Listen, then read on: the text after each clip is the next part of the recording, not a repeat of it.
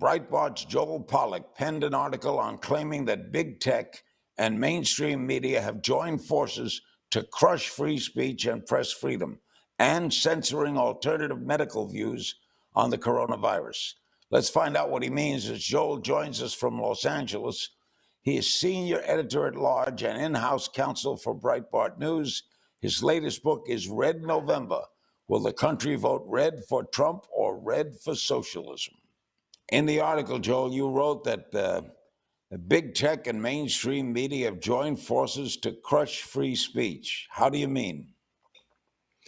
Well, what's happening is that big tech is censoring content that it doesn't like, and the mainstream media are often pointing out targets to the technology companies and asking them to censor these targets or asking them why they haven't censored them yet. And in the example I brought up, there was a press conference that was held by a group of doctors. It was a political group. It was sponsored by the Tea Party Patriots, which is a conservative group. But there was a group of doctors presenting their views on COVID-19. And we showed up, as did some other outlets, and we were live streaming the press conference. And one of the doctors made a claim that hydroxychloroquine was, quote unquote, a cure for COVID-19. I'm not sure she actually meant it completely cured the disease or what she meant, but they have justified taking down that video wherever it has appeared, they being Facebook, Twitter, and so on. But in addition to that, Twitter suspended our account and punished us for merely being the source of the video some people had used. Now, we were live streaming a press conference. We didn't know what this person was going to say beforehand. So the standard that's now being applied by big tech is that you have to be able to vouch for the factual accuracy of any claim made in a press conference. You have to be able to vouch for the resumes of the people speaking there. And if other people take your video and make memes out of it or tweet portions of it or whatever, you could be punished. And this is a form of prior restraint. It basically means you can't go into any of these press conferences. Now, of course, it only applies to one side. You don't see this happening to left-wing groups. They can do and say what they want. But if we just live stream a press conference, we stand some risk of losing our traffic, losing our business. And it's a form of prior restraint. If the government did it and prevented media companies from covering certain kinds of things, everybody would recognize it as a violation of the First Amendment. It happens to be done by a private company in this case, but the mainstream media companies like the New York Times and CNN and others, they run around pointing out content they don't like and that they don't think should be on these platforms. And then the platforms oblige. And that's what happened in this case, where the New York Times flagged something on Twitter as being objectionable in terms of the coronavirus statements that were made at the press conference by one of the doctors. And Facebook took it down, and then Twitter took it down, and then YouTube took it down. And the standard they create is really just hostile to free speech and the free press. Joel, what's wrong if the information is blatantly false? Well, I think there are standards that the medical profession applies to itself. And there are also standards in advertising, and we do have some restrictions on what you can say. There are laws against false advertising and so forth. But in this case, in the case of hydroxychloroquine, there really is a debate about whether it's effective in treating COVID-19. There was a study that came out from, I think it was the Henry Ford Hospital System with thousands of patients a couple weeks ago, saying that they found a very significant effect in helping. And there were other studies that said they hadn't found that effect. And you can have a debate about it because there certainly is a debate in the medical literature, but we can't somehow have that debate in public, even though it affects a very important political issue, because big tech has decided that if Trump likes it, it must be wrong. And that's the problem with this debate. We're not actually having a medical debate about the medical facts. And I'm not qualified to judge whether one thing works or doesn't. I'm just pointing out the principle that we showed up for a press conference. We had no idea what this person was going to say. And our website was punished because of something somebody said on a live stream. It's not like we're sitting there editing a video and then putting something up and saying, hey, this is news, this is useful information. We showed up to take a video of a press conference. People are looking for other sources of information other than the government on this disease. And some of the other people got up and said things that were entirely uncontroversial. There was a doctor who said, scientists are telling us it's safe to go back to school. The CDC says it's safe to go back to school. We should go back to school, and things of that nature. So it was just the one doctor they objected to, and for that they punished our website. But would you agree that that one doctor, I saw a tape of that, had to say was a little ridiculous when the government scientific community is telling you that this drug does not work? Well, again, I'm not sure that that's what the consensus in the scientific community is. I do think she went too far, and I think she ventured into hyperbole when she used the word cure. I think the problem with the word cure is people assume that you're getting rid of the disease entirely. I mean, this is an effective treatment in some of the studies, but nobody has said this actually cures anything. So whether she meant it in a medical scientific sense or just sort of in a colloquial sense, I don't know.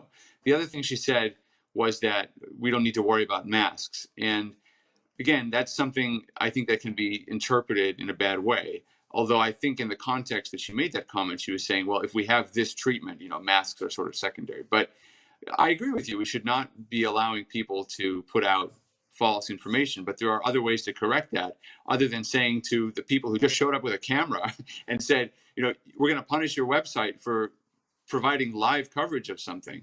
There are politicians who say false things all the time. I mean, Joe Biden a couple of years ago said that his advice for gun owners was to shoot 2 shotgun blasts through the front door if they're worried about an intruder. I mean, that's crazy stuff, but it's news. You got to cover it. I mean, somebody's saying it.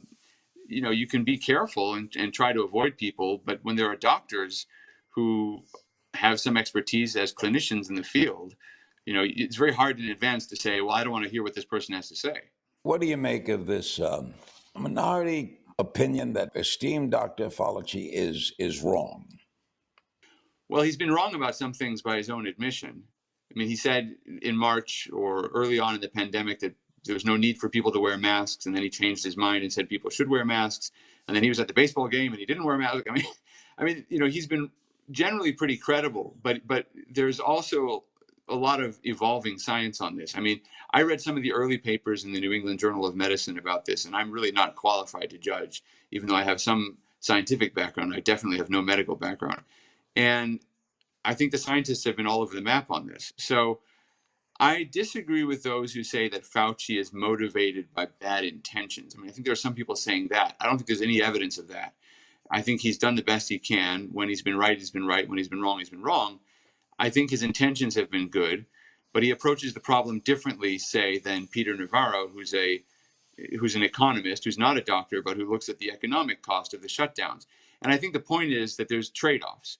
There are always trade-offs. The economist wants people to go back to work, and the doctor wants people to stay home. And somewhere, in the middle, somewhere in the middle of that, there's where the public is going to find itself. Yeah. What does an economist know about spreading the virus? It's odd because the Economist got one thing very right that Fauci had wrong, which was the travel bans. I mean, Peter Navarro proposed banning travel when the pandemic began spreading from China, and that probably bought us some time. I'm not sure we used it as well as we could have. There were some problems at the CDC with testing, and so we lost a couple of weeks there. But it would have been much worse if we hadn't had that travel ban. But Fauci was against it. At the time, the public health community was against the travel bans. Peter Navarro said, let's do a travel ban. Trump did the travel ban. And afterwards, Fauci said, you know what, it worked. And Fauci was fully behind the travel ban from Europe after that. So he changed his mind about travel ban. I mean, my only point is that the doctors have changed their minds because this is a novel coronavirus. This is a new disease, and we don't know enough about it. So I think anybody who says they have absolute knowledge of what's going on is probably either not informed themselves or is trying to misinform others. But we have to manage the risks in this situation. And so I think Dr. Fauci is definitely a valuable part of the conversation, but I don't agree with the approach that says we should just give all the decisions over to him, because then none of us would leave the house, and we would have thrown away our masks in February and tried to find them again in April. Wouldn't you say the medical community has been 95% right on the coronavirus? No, I wouldn't say No? that. I'd say no, not 95%. That's the problem. 90. And the other problem, I wouldn't even say 90. I'd say they've been right about some things. I definitely think that that people should wear masks. I mean, that's what they're saying now. But remember, the Surgeon General of the United States was saying until I think April sometime that we shouldn't wear a mask. Fauci now says they were going along with that policy because they were worried that there weren't enough masks to go around, so they wanted to keep the masks for the hospitals. So Trump made sure the manufacturers produced more masks, and now we don't have that problem. Now we can tell everyone to wear masks. But they admitted they kind of lied to us a little bit. So I don't know. I don't think anyone's been 95% right about anything. The one thing I'll say that gets downplayed in a very significant way is the public health consequences of all the lockdowns. There are people struggling in a very big way with other public health challenges that have come about or have worsened because of the lockdowns, and we don't see that as much in the media. Would you agree that the government has not handled this very well? No, I think they've actually done a very good job, and I include Democrats and Republicans in that. Yeah. I think that, for example, here in California, if I can talk about a Democrat who's done a good job, I think Gavin Newsom did a good job, a better job, if I can say this, than Andrew Cuomo in New York, because Andrew Cuomo had a directive saying that people who were sick with coronavirus should be sent to nursing homes. And Gavin Newsom in California had a similar directive, but when people raised objections, he listened and he canceled it. That probably saved thousands of people. So I think Gavin Newsom deserves credit for canceling that, because they started to learn that older people were particularly susceptible, and that was inappropriate. So, people are learning as they go. I think Trump did a good job. I'll just finish this thought. Primarily because he got private industry involved, and because he didn't create a big new government bureaucracy to do this. He let the states figure things out on their own. And so we're starting to learn from some states what worked and what didn't. And I think that's the best you can do in a situation where nobody knows anything. What you have now, though, is getting worse before it gets better. Well, we're not alone in that boat. There's an editorial in the Wall Street Journal Wednesday morning about how there's been a resurgence around the globe. And even the countries that people said early on, oh, they did such a great job, they're now having a resurgence. It's just a virus that happens to strike whenever people are getting back to work, when people are out and about. We still don't know exactly everything about its transmission. And almost every country, you can name any country that one side or the other says is successful. There are some Republicans who like to say Sweden did it right because they didn't lock down their economy, but Sweden had a very high death rate. Then some people like to say, well, Australia did it right because they had very few deaths, very few cases. Now they're in the middle of a massive surge of cases, and Israel's the same. Netanyahu was riding high. He was the guy who locked everything down and kept the disease from affecting a lot of people. They opened things up a little bit, and they've had a huge surge. It's just a problem everybody's dealing with. Joe, you are never dull.